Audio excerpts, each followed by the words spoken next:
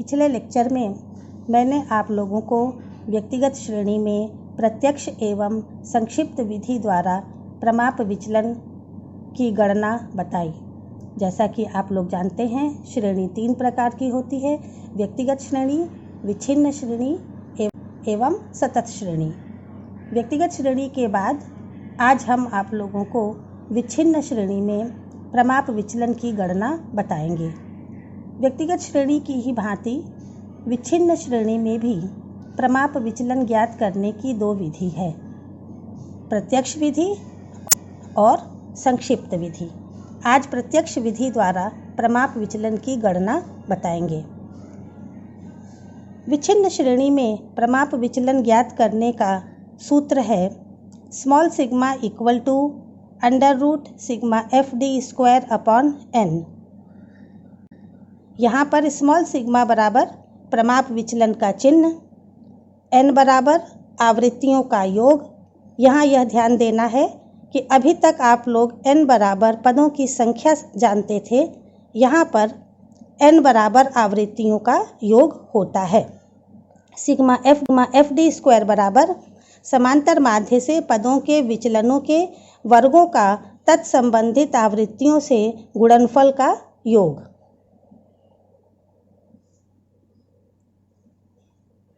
सर्वप्रथम हम 2 कॉलम बनाएंगे, एक x का और दूसरा f का।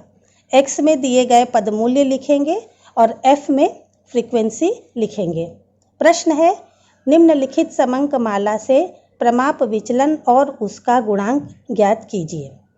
x कॉलम में हम लिखेंगे 10, 12, 14, 16, 18, 20, 22, 24। फ्रीक्वेंसी है f, ऊपर लिखेंगे, नीचे लिखेंगे 5, 8, 21, 24, 18, 15, 7, 2। सर्वप्रथम इसकी क्रियाविधि नोट कीजिए। सर्वप्रथम दिए गए आवृत्तियों से आवृत्तियों का योग ज्ञात कर लिया जाता है। सेकंड प्रत्येक पद मूल्य का तत्संबंधित आवृत्तियों के साथ गुणनफल ज्ञात करते हैं।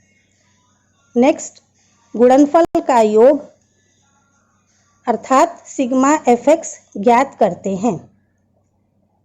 गुणनफल का योग करने के बाद समांतर माध्य ज्ञात करते हैं। समांतर माध्य ज्ञात करने के लिए x bar equal to sigma fx/n सूत्र का प्रयोग करते हैं। इस सूत्र से हमें समांतर माध्य प्राप्त हो जाता है। नेक्स्ट स्टेप में हम समांतर माध्य से प्रत्येक पद का विचलन ज्ञात करते हैं। विचलन ज्ञात करने के बाद इन विचलनों का वर्ग ज्ञात कर लेते हैं। नेक्स्ट स्टेप में विचलनों के वर्गों में तत्संबंधित आवृत्तियों का गुणा करते हैं। इस प्रकार प्रत्येक पद मूल्य का गुणा करने के पश्चात हमें सिग्मा FD² प्राप्त हो जाता है। अब इस सिग्मा FD² में आवृत्तियों के योग का भाग देकर वर्गमूल निकाल लेते हैं। प्राप्त भाजनफल को प्रमाप विचलन कहते हैं। सवाल नोट आप कर चुके हैं। x श्रेणी में है 10, 12, 14, 16, 18, 20, 22, 24। फ्रीक्वेंसी है 5, 8, 21, 24, 18, 15, 7 और 2। सर्वप्रथम फ्रीक्वेंसीज का योग कर लीजिए तो n बराबर 100। थर्ड कॉलम बनाइए fx। पहला x है 10, पहली फ्रीक्वेंसी है 5, तो 10 × 5 = 50। दूसरा है 12 × 8 = 96। 14 × 21 = 294। 16 into 24 equal to 384. 18 into 18 equal to 324. 16 into 24 equal to 384. 18 into 18 324. 20 into 15 equal to 300. 22 into 7 equal to 154. 24 into 2 equal to 48. अब इसका टोटल कर लीजिए। टोटल होगा सिग्मा एफ एक्स बराबर 1650। अब इसकी सहायता से हमें समांतर माध्य ज्ञात करना है। आप लोग जानते हैं समांतर माध्य का सूत्र होता है x bar equal to sigma F X upon N बराबर एफ एक्स के स्थान पर लिखिए 1650 और एन के स्थान पर लिखिए 100, तो बराबर हो जाएगा 16.50। समांतर माध्य बराबर हुआ 16.50। जैसा कि हमने आपको क्रियाविधि में भी बताया है, नेक्स्ट स्टेप होगा समांतर माध्य का प्रत्येक पद से विचलन। नेक्स्ट कॉलम बनेगा डी फॉर डेविएशन। पहला x है 10 में से 16.50 जाएगा तो बचेगा 6 माइनस 6.50। दूसरा x है 12 minus 16.50 equal to 4.50 sign minus का लगेगा।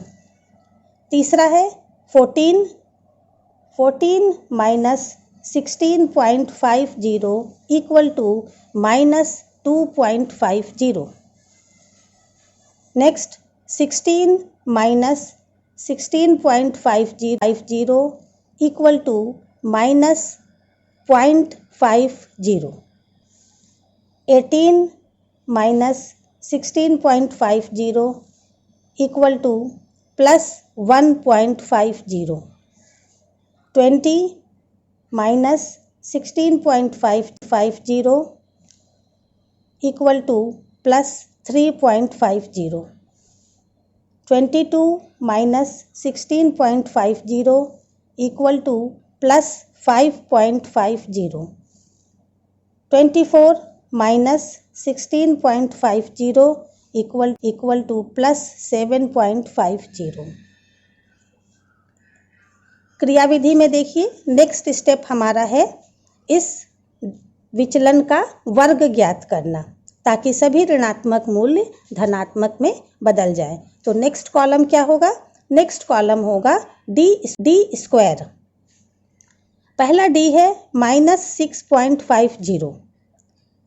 -6.50 का जब हम स्क्वायर करेंगे तो हमें मूल्य प्राप्त होगा 42.25।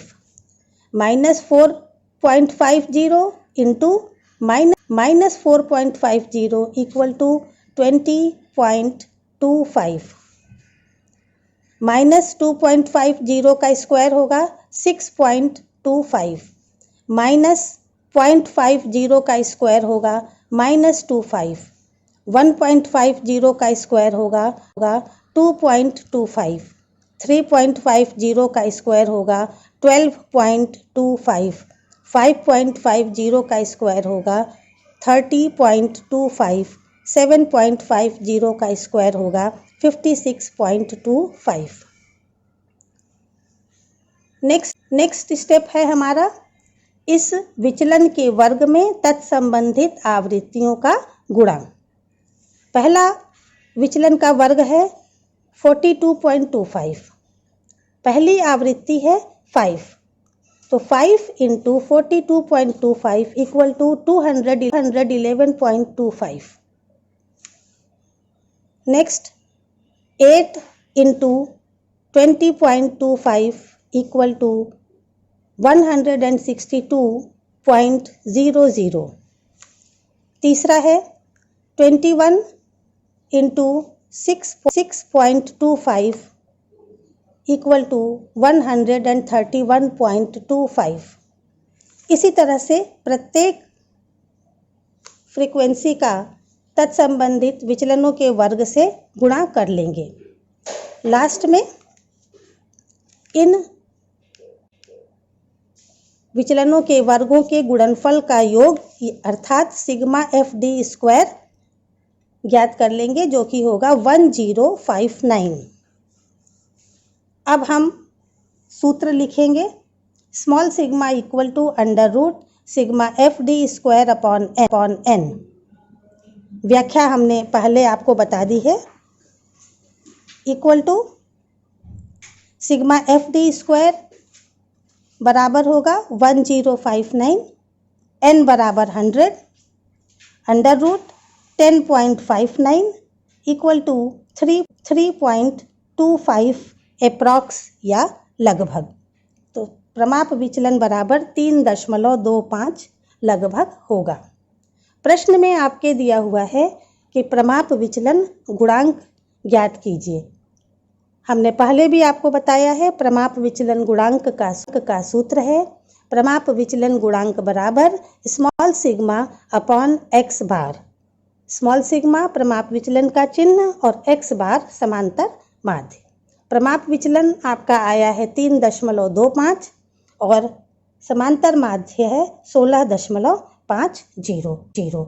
तो 3.25 अपॉन 16.50 बराबर 0.197। प्रमाप विचलन का गुणांक सदैव दशमलव में ही आता है। Thank you.